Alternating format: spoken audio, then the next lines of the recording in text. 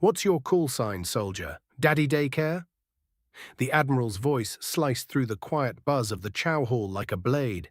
Every fork froze mid-air, and a thick silence fell over the room. The younger soldiers shifted in place, torn between awkward laughter and wide-eyed tension. At the center table sat Corporal Jake Morgan, wearing standard fatigues and quietly peeling the crust off a sandwich for his 6-year-old daughter. He didn't even blink, just calmly replied, "Iron Ghost." He didn't look up, didn't raise his voice. But the moment he spoke, the entire atmosphere changed. The Admiral's smirk faded almost instantly. Two officers behind him glanced at each other, visibly unsettled. One leaned in and whispered, "Did he just say Iron Ghost?" The murmurs spread like wildfire, because that name, Iron Ghost, wasn't supposed to be real. It was a ghost story, a name whispered in classified briefings and bar night legends. The guy who could vanish into war zones, end missions without a sound, and leave no trace behind. A ghost that walked like a man. But here he was, sitting in the base cafeteria, sharing chicken tenders and chocolate milk with a little girl in pigtails. The Admiral took a slow step forward, his eyes narrowing, voice now more cautious. "Corporal Morgan, elaborate." For the first time, Jake looked up, calm, unreadable, the kind of look that came from surviving things most men couldn't imagine. He spoke simply. 10 years, special recon, black ops. I ghosted cartel heads and terrorist cells across 3 continents, no trails, no tags. Just disappear the target, then disappear myself. The little girl tugged his sleeve. "Daddy, can I have more juice?" Jake smiled, gently poured it for her, then returned to cutting her food. The Admiral, now standing just a few feet away, didn't know what to say. He had come in ready to throw his weight around. Instead, he found himself face to face with a man whose name once sent shivers through enemy ranks. The myth was becoming real, and it was humbling.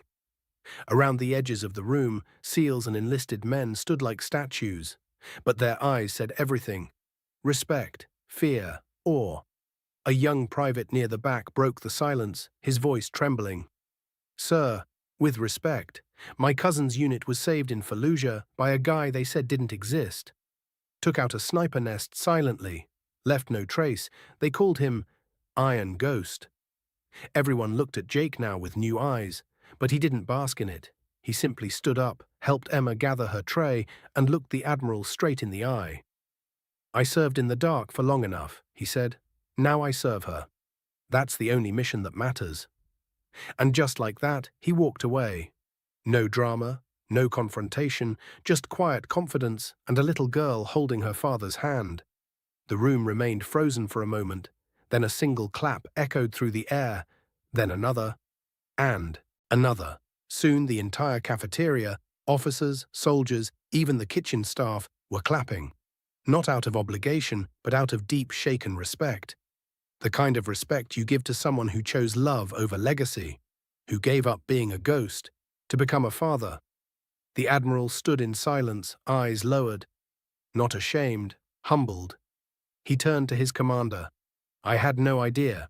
The commander replied quietly, "That's the point, sir. Ghosts aren't meant to be seen." Outside, as Jake buckled Emma into the back seat of his truck, she looked up and asked, "Why were all those people clapping, Daddy?" He paused, thought about it, then smiled. "Maybe they liked your cat drawing on the napkin." She giggled. "He had sunglasses." Jake winked. "Exactly, that's hard not to clap for." But everyone inside knew the truth.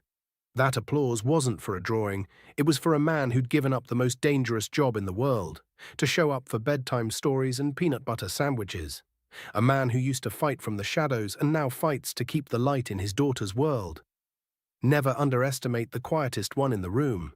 Sometimes the real heroes don't wear capes, they wear parenting scars, carry lunchboxes, and choose peace, after mastering war. Before we end this story, let us know in the comment, where are you watching from? If this story moved you, don't forget to like this video, leave a comment, and subscribe for more powerful stories like this one. You never know, the next one might just change your life.